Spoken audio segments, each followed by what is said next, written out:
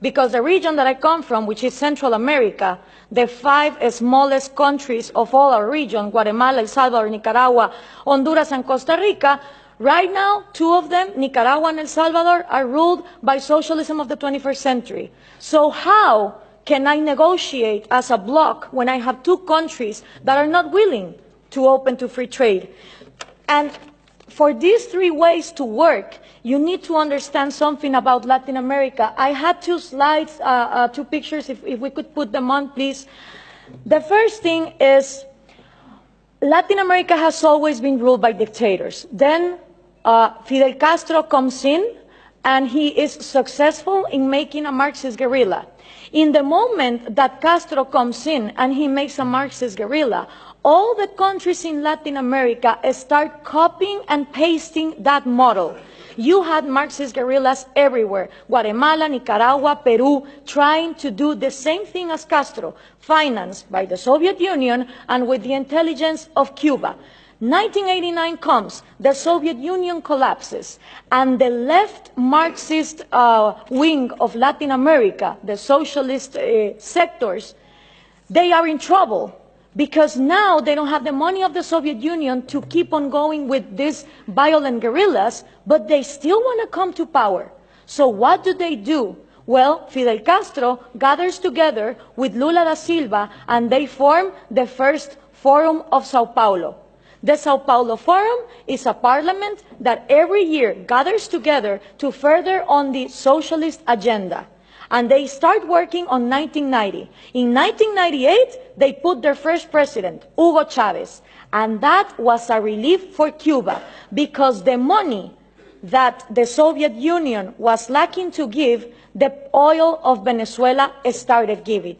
And now that the oil prices are coming down, they are hoping for Colombia to advance on the agenda to give FARC, the Marxist guerrilla drug dealer of Latin America, places in power. If this happens, we're going to have the first narco-socialist government, which will mean that the money of drugs, it's infinite. It doesn't depend on the market like oil, and then you have another socialism of maybe the 22nd century. So what we need to understand is this regional strategy is not only put in place in Venezuela, it has been put in place and tested in Brazil, Argentina, Chile, Uruguay, Nicaragua, El Salvador. And the places where they haven't governed, they have people who are waiting to come to power. When we understand this, we also understand that when the Berlin Wall fell, and communism was a thing of the past, in Latin America, we voted for the so-called neoliberal governments, the right-wing presidents that were going to open the market.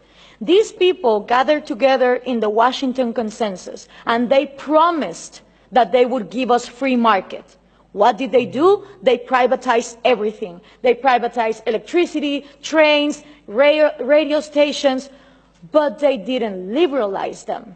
They gave them as oligopolies and monopolies to their peers, and this created crony capitalism. But for most of the population, the one to blame was free market. I don't know if we can now put the picture, please. For the people, what is needed to be blamed is free market, when free market has never existed in Latin America. So it's always blaming the government, but expecting more government to come in and solve the problem, like this picture shows here. So what happened then? People started voting for socialism of the 21st century because they were going to, fix the mess that this crony capitalists did in the 90s. Venezuela was going to be the promised land. Caracas was going to be the New York City of Latin America. So what happened? All these people get in power, Chavez, Lula, Correa, Evo Morales, and instead of finishing with the privileges, the crony capitalism, the oligarchies, they become even worse. So why is this good news to us? Because people in Latin America don't know what to do. They tried with the right wing, and they think that too much of a free market failed, and then they tried for socialism of the 21st century, and it turns out that it didn't end poverty, it multiplied it. So right now, it's a great and excellent opportunity for people like us, for people who really defend liberties and freedom, not only economic liberties, but also individual liberties.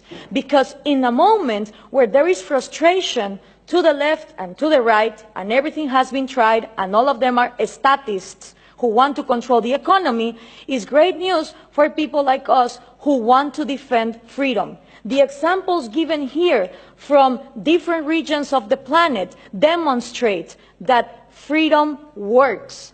So what we need to input from Europe to Latin America is the right messages. Those messages include that Scandinavia is not socialist, that we need trade more than aid, and in order for institutions to follow up, it's not about material equality, it's about equality under the law and the rule of law. Thank you very much.